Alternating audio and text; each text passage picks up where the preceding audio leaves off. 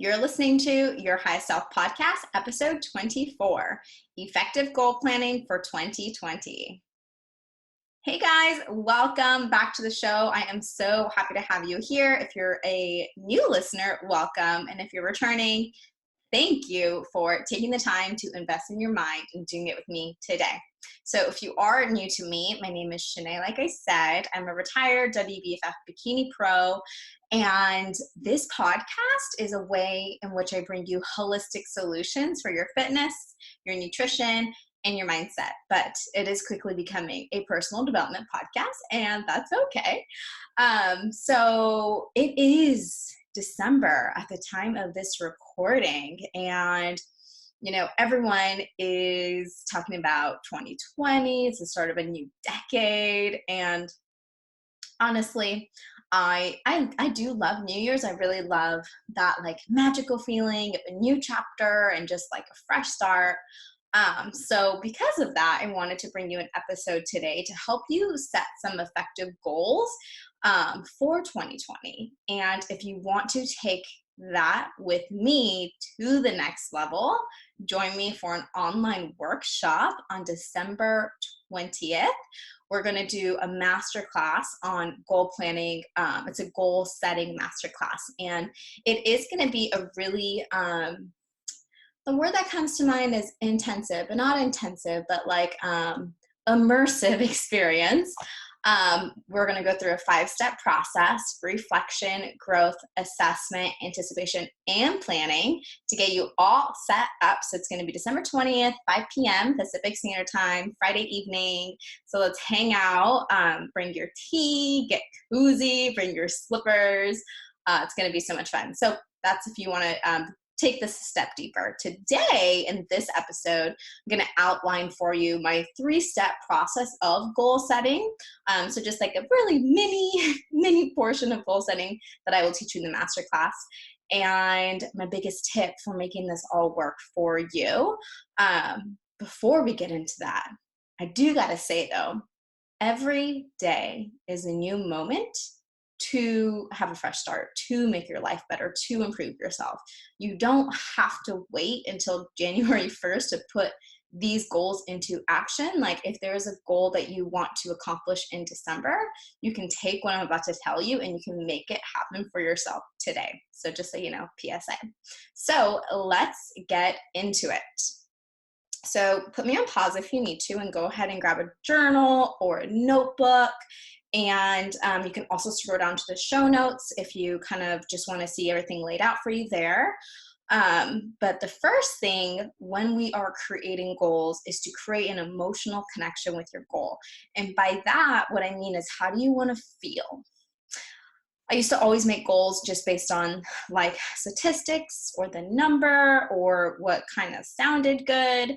For the longest time, I really wanted to win a pro show, and I did get second once. I got very close, but I always was just thinking about the outcome rather than how I wanted to feel. So as I was competing over and over and over again, I still never felt fulfilled, because instead of aiming for a feeling for my goal, I aimed for an expectation and an outcome. So that's why creating an emotional connection to your goals and really asking yourself, how do I want to feel, is key. And this is layered in 2 ways. So the first way is the actual goal that you set for yourself. It's got to be important to you. We talk about what's your why all the time, and as cliche as it sounds, it's really true. And if you can't figure out a very deep connection to your goal and a really, really resonating why, you're not going to be committed to it, because you're only committed, you are only consistent with something you are committed to. That's it. So I used to, I still am a personal trainer, but when I first started personal training, I worked at Equinox, and I was new. So I had new client assessments every week. I'd have 5. And the first session with a new client assessment is you go into this little room and it was kind of creepy because it was right next to the laundry room. I'd be like, follow me. And we'd sit in this little room and I would talk to them for an hour, and they would say, I want to lose weight. And I would ask, why? Well, I want to fit into my clothes again. And then I'd ask, why? well, I have all these pretty dresses that I've never put on, and they're just sitting in my closet. Well, why is it and then I just ask why. Now I'd ask why 5 times, and then I'd finally get to the root of the problem, or like the deep emotional connection to why they wanted to achieve that goal. So the first thing she told me was, I just want to lose weight. But after asking why 5 times, it's so that she can keep up with her kids again, so that she could wear all those dresses that she had made and bought for herself. So when you connect your goal to an emotional connection, what's another one? This one is actually really good. Just to give you guys another example. This woman wants to build muscle. She wants to feel strong. And I was like, she looks pretty good. I was like, all right, why do you want to build muscle? Well, I want to be able to feel like I can defend myself. And I was like, okay, why do you want to be able to defend yourself? Well, I always got bullied as a kid and I didn't like it. And I was like, okay, well, why didn't you like it? Well, I'm the youngest of 5 kids and they always picked on me and always told me I was so skinny, and I just never really liked it. And I was like, okay, well, why is it important for you to feel as if you were strong, because you're not a little kid anymore? And the last thing she said was, I want to feel strong because I want to feel like I can stick up for myself, and so that my older sisters will accept me, because she didn't feel accepted or seen or included, because she was always like the frail, tiny youngest sister.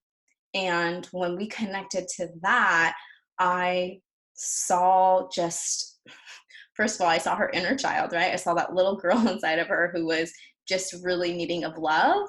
And we trained, and every single time we worked out and she would want to quit, I'd always remind her, you're doing this for that little girl. You're doing this for that little girl that felt so weak all the time.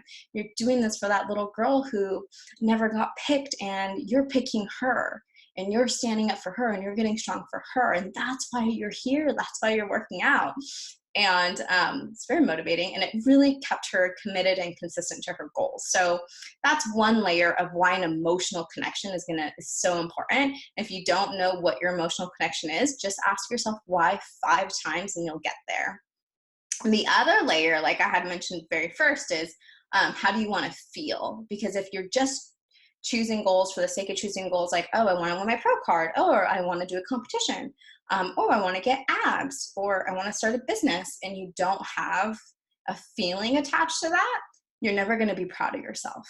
So that's kind of what happened to me. Is I had set all these goals, I achieved all these goals, but I wasn't happy. So you want to make sure that the goals that you're setting for yourself are not at the sake of your happiness. I just ran out of breath. So I think I say this all the time, but make sure that that mountain that you're climbing is a summit you want to see. And that you will make sure that's the summit you want to see if you're going by how you want to feel. So if you tell me you want to be happy and feel freedom, but the goals that you're chasing actually make you feel constricted and not free, then those are not the goals that you should be chasing for. Maybe those are goals that you just feel like you should be going after, or that you should be doing, or that's someone else's dream and not yours. So super, super important. If you don't believe in your goals, you're less likely to achieve them. Period. Self-belief is the number one ingredient in achieving any sort of goal. Okay, moving on. Number 2 is, once you got your goal set, so let's take something kind of arbitrary, like, I don't know, I have so many. We can go fitness, nutrition, or mindset. Let's set a mindset goal. So say it's one of the mindset goals is you want to become confident enough to maybe either start your own business, or write a book, or get out of a relationship, like whatever it is, like write it at the top of the page. And I want you to reverse engineer that. We're going to reverse engineer it quarterly, monthly, weekly, then daily. So I pick mindset goals because mindset goals are the hardest. We just don't know where to start. It's so easy to write a goal like, I'm going to make $100,000 and, reverse engineer that. So much easier. Not easy to do and to accomplish, but easy to kind of map out. Mindset goals are a lot harder. Nutrition goals are a lot harder. Fitness goals, semi-hard. I mean, it's pretty general, right? It's like, well, if I want to lose 10 pounds, then okay, I want to, I need to do X, Y, Z, but we're not here to lose weight, so we're not going to use that. So when you reverse engineer a goal, we're going to do quarterly first. So that's going to be, 3 months out of the year. And what you want to do is you want to pick through 4 big, think of them as like mile markers, like 4 big buckets that need to happen in order for that big goal to happen. And then out of the quarterly, you're going to break that down into monthly. So every quarter, I would only have one main focus, and then you break that main focus down into monthly goals and themes. So let's go with the mindset goal. So maybe the first quarter, the mindset goal of you having confidence is signing up for a program or hiring a coach or committing to doing something that you're scared of. Even like things like running a half marathon, signing up for a dance class. Like those are actually really, they sound not important, but those small steps and those small little jumps that you take are going to set you up to jump over those cliffs. So remember how we talked about this? I think it was like episode 2 or 3 on how to create courageous confidence. You have to set yourself up small. If you can't get even the smallest things, like what is something really small, like signing up for a dance class, if you can't get yourself to do that, there is no way you're going to be confident enough to like put yourself out there, to have your own business, to write a book, to be that confident. Like set yourself up for success and start to build that evidence for yourself and that self-belief and trust. So say that first quarter is you're going to sign up for a dance class, then that first month is going to be like finding the dance class. Maybe you commit to finding 4 different areas over like 4 different classes and trying them all out and seeing what you like best. And then the best part is you'll realize you meet your goals so much faster. Like it's not going to take you a full year to accomplish your goal of doing that.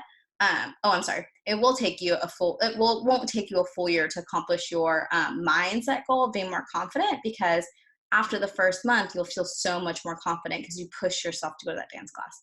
I hope I'm making sense. Anyhow, once you reverse engineer your goals, what you're going to do is you're going to start to keep a journal towards your goals and write things down. So you can use your daily journal. If you are following me, I hope you're journaling because I talk about it all the time. And in your journaling outline, we're going to add something. And this is from Ms. Nigel Hollis, who you guys probably know. I was at her Rise Business Conference this year, and she gifted us the Start Today journal. And, I looked at it and I was like, you write the same thing down every day. And then I started doing it and I was like, oh, this actually works. So what you're going to do is you're going to write down your 2020 goals in past tense. So if that goal was, I have the confidence to write a book, what you write down was, I wrote a book. I love myself. I stopped speaking negatively to myself. My body is no longer a reflection of who I am. I started a new Instagram page for my blog, right? Like you write it in past tense, you're going to write it every day. And I know it sounds crazy. When I first saw her journal, I was like, we have to write the same thing every day, but it works. So now after you write down your goal in past tense, you're then going to go into your intention section like normal. So we've got gratitude, energy, and then our new one, write our goals down. And then you go into your intention section and you write down in your intention for that day, who do I have to be in order to get in order to have these goals be met? Okay, and then under that, you're going to write down kind of like the aligned actions towards your task.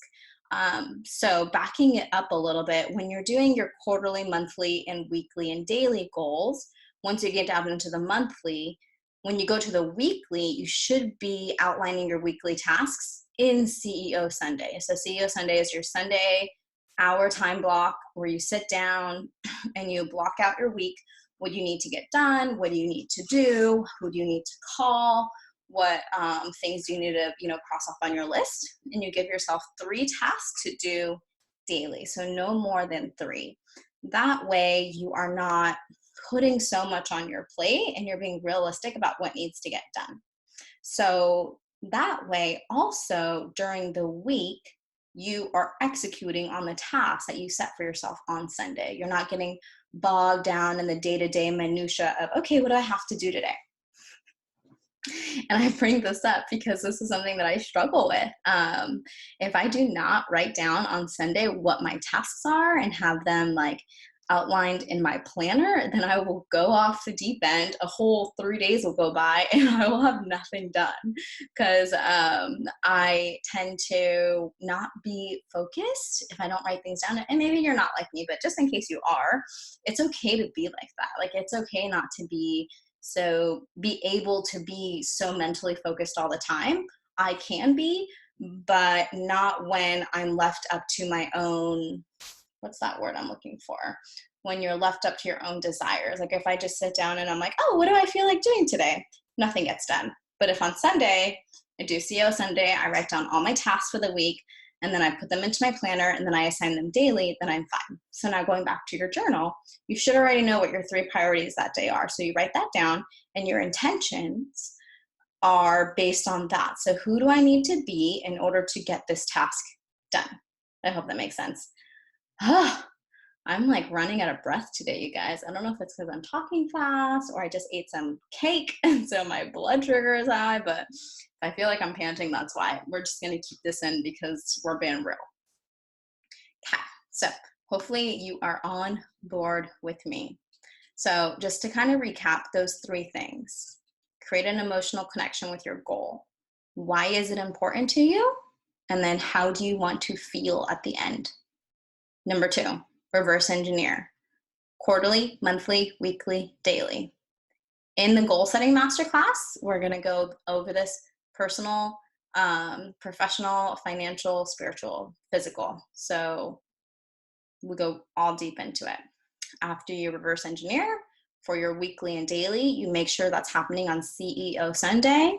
You make sure you know what one thing you need to do that week in order to meet your goal that month, in order to meet your goal that quarter, in order to meet your goal that year. See how this all works? Once you got your CEO Sunday done, you know what your weekly and daily tasks are, you keep your journal. In your journal, you write down what your goal was in past tense, like you already achieved it. You're going to use the intention section to write down what your intention is, on like who you need to be in order to get those aligned actions done. And then number 4, share your goals, but there is a caveat. I would not share them on social media. This is because it is actually proven that whenever you share your goals on social media or just like to a big group of people, you have less motivation to achieve it because you already got that dopamine hit, like you already achieved it. Quick story. I had this girl I used to know, and she always wanted to do a bikini competition, and she talked about it all the time. All the time. She probably started and quit, I'm not even exaggerating, probably like 6 or 7 different competition preps. And each time she started again, it was like this whole like explanation on social media and at the gym, and it was like, I'm prepping, and like, you know, her starting photos, and she just was so gung-ho about the announcement, and then she never achieved her goal. And being a good friend, one time I sent her the link to an article that said you shouldn't announce your goals if you have a track record of not achieving them. So we do need accountability systems. We do want to share our goals with some people or in some way to keep you accountable, like build in that system. And you want to put out there in the universe, right? But if you know that you are less likely to achieve it when you announce it, like don't announce it. Silently grind away and then announce your achievement versus announcing your intentions. I heard Trent Shelton say that, and I thought that was brilliant. So that is it. There we go. That is an effective way for you to set and plan goals for 2020. I just want to remind you that you just need to stay committed and consistent towards your goals. Don't just make your goals once and forget about it. Remind yourself consistently about them and what they mean to you. Who do you like if you don't achieve this goal, like who misses out? Or like, if you don't achieve this goal, like, what do you miss out on? Like, what is at stake if you don't put your best foot forward and do it? And then you can even like go forward with this. And I love visualization and just visualizing, like, when I achieve this goal, like, who am I? How do I feel? What are the thoughts that I have? What am I wearing? What am I doing? What does my house look like? How are my relationships? How have my relationships changed when I achieve this goal? What does my life look like when I get to this place that I want to get to, these goals I want to achieve, this feeling that I want to feel? I can honestly say the life I live now, it's 2019, is one that I wrote about in my journal in 2014, 2013, 2014. I envisioned working from home. I, wrote this down all the time. I have my own business. I'm able to work from home. I inspire and coach hundreds of women around the world. I doing that this day, and it's in the thousands. There's thousands of you that listen to this podcast. I'm so, so, so grateful. And this has happened. I've had this success and this achievement because I created emotional connections with my goal, because I wrote down that they happened in the past tense, because I reminded myself constantly of who needs me. And if I don't show up and be this person, like, what's at stake and what's at risk, and what, just, I know someone out there needs me. I know my voice matters. And so that's what's kept me motivated the last 5 years, when I was in a relationship who said no one was going to hire me. Right. So anyhow, I just want you to know that this works, but it only works if you put in the work. And this is the work. So if you want to do more work, like I said, join me on December 20th for a masterclass. You can sign up at the link down in the show notes. It's going to be $20, and we're going to have a really good time. I'm guessing it's going to probably be like an hour to 90 minutes. But I'm not on a timeline, so however long we stay on, we stay on. And the camera will be on for everyone, so you can ask questions, we can share our goals, we can come together as a community of like-minded women who are on their journey to their highest selves and who love goal planning. I'm probably not the only one. I love goal planning. So anyhow, I hope this episode was helpful. Take a screenshot, share it on your story, tag me in this goal setting that you're doing. And yeah, I will see you guys next week. Same time, same place. Don't forget to be your highest self. Love you so much. Have an amazing day.